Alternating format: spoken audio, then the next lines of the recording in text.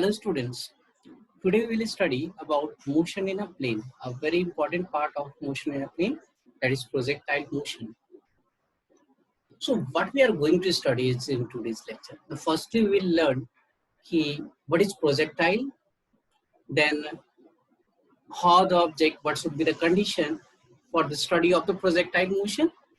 Then we will study horizontal projectile, the oblique projectile. The first thing that we start with the meaning of the projectile motion. So in this projectile motion, the first word that is projectile, what it is. If we throw an object in space, it travels some distance in x axis, in x direction as well as y direction.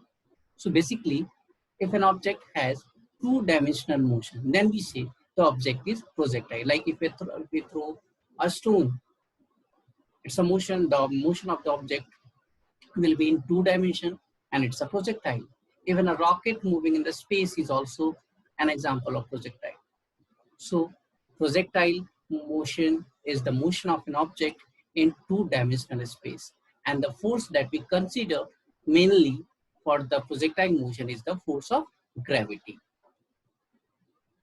So two-dimensional motion is basically the combination of one-dimensional motion in two forms.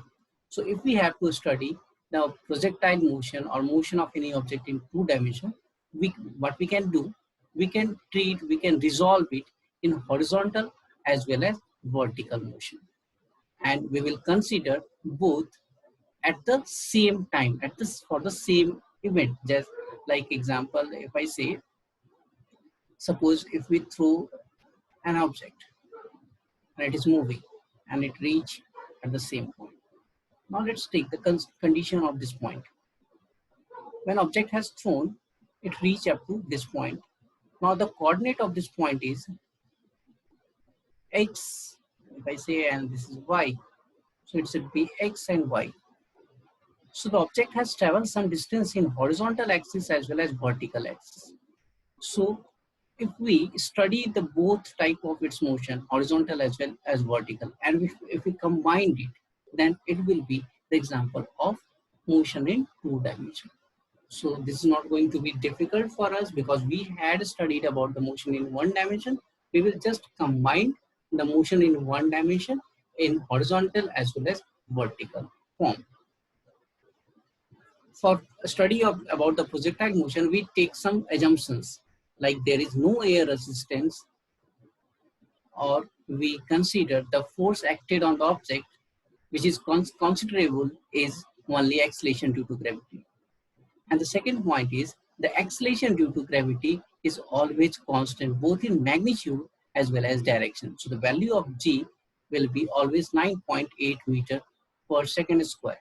And it is only possible if object is moved near to the surface of the earth. So that's why we consider when we study about the projectile motion, there is no air resistance and the motion of the object or the path of the object is near to the surface of the earth, so that the value of g should not be changed. If we talk about oblique projectile, means it should make some angle with the horizontal axis. Like if we throw an object and it make a theta angle with the horizontal axis and it has thrown with some velocity u, it covered some distance in horizontal form and it reach up to the horizontal surface at the again. So this horizontal distance that is traveled by the object is known as range. So this is the range of the object. HM, that is the maximum height traveled by the object. And similarly, we can consider the time of flight. The time of flight is the time which is required to reach up the object again on the same level or the surface of the earth if the surface is horizontal. And the always time of flight is the sum of time of ascent as well as time of descent. The time of ascent is the time up to which the object reached to the maximum height, and the time of descent is the time in which the object reached from the maximum height to the surface of the earth. And always time of ascent is equal to time of descent. And the total time of flight is the sum of the time of ascent as well as time of descent. So we will get the constant value or expression for the range, for the time of flight, and for the maximum height. So if an object is thrown and we consider there is no external force except gravitational force acted on the object, the horizontal velocity of the object is not going to change. What we did firstly, we divide the the initial velocity, into components, the horizontal as well as vertical, and we study about both separately. So in horizontal direction, no force is acted on it. So the ux, the horizontal velocity, that will be equal to u cos theta, will be remain constant always. But in direction of vertical direction, this is going to be changed. Why? Because the acceleration due to gravity is acted on it. So uy will be changed in direction wise as well as magnitude wise. Here we can see it's a very high. Here the velocity, the magnitude of the velocity changes, and at this point, this is the maximum height, the uy will become 0. But horizontal velocity ux is not going to be changed. It will be always ux, means u cos theta. And now the vertical velocity, the direction of that vertical velocity changes, and it is increasing, and it is maximum at this point. So these are the pattern which is followed by the object which has projectile motions. Now, if we want to get the value of horizontal as well as vertical component of the motion of the object. So ux and uy, that's the horizontal and vertical velocity of the object. Now let's start to get the value for the horizontal and vertical component of the projectile motion. If we talk about vertical motion, and if we try to find out the time which is required to reach at the maximum height. So what we will consider? We will consider only vertical part of it. So vertical parts is uy, that is the u sine theta. The acceleration due to gravity will be minus g in downward direction, and its maximum height at this position, the final velocity will be 0. So vy is going to be 0, and for uy, what we will keep? It will be u sine theta minus zt.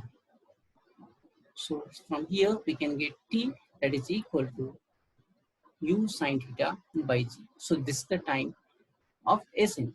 Now, if we try to find out the maximum height traveled by the object, or we can, so at this position, vy is going to be 0. So we will keep vy equal to 0. This is u sine theta, and minus 2a for the acceleration, we keep minus g, and h max, that's the maximum height. So from there we can find h max is equal to u square sine square theta by 2g. That's the maximum height traveled by the object. Now, if we consider the horizontal motion, this is the ux, that is u cos theta, and acceleration is going to be 0. So if we need to, so how we can? Simply by using formula r is equal to uxt. We know the value of ux, that is u cos theta, and time of flight is equal to 2t, because what we have studied, the time of ascent is always equal to time of descent. So time of flight can be 2u sine theta by g, because we had get t is equal to u sine theta by g. So now it will be r is equal to u cos theta, that's the horizontal component, and time of flight, that is 2u sine theta by z. After solving it, we will get r is equal to u square 2 sine theta into cos theta. This u 2 sine theta into cos theta is equal to sine 2 theta. So r is equal to u square sine 2 theta by g. So this is the value of range. Now time of flight, that is t equal to 2u sine theta by z. Range, that is u square sine 2 theta by z. And the maximum height, that is u square sine square theta by 2g. So what should be the value of maximum range? Here we can see these all things are fixed. The thing which we can change is theta. and sine 2 theta, the maximum value of sine 2 theta will be 1. And sine 2 theta is 1, it means 2 theta is equal to, should be equal to pi by 2. So theta should be equal to pi by 4. So for, if the angle of projection is pi by 4, that is 45 degree, the range will be maximum. So this is the way we can find out the value of maximum range, and that is equal to u square by g. So this concept we have studied, and today we find the formula for the maximum height, for the range, and for the time of flight. And in next class, we will get some more idea about the projectile motion, and we will solve some numericals. Thank you.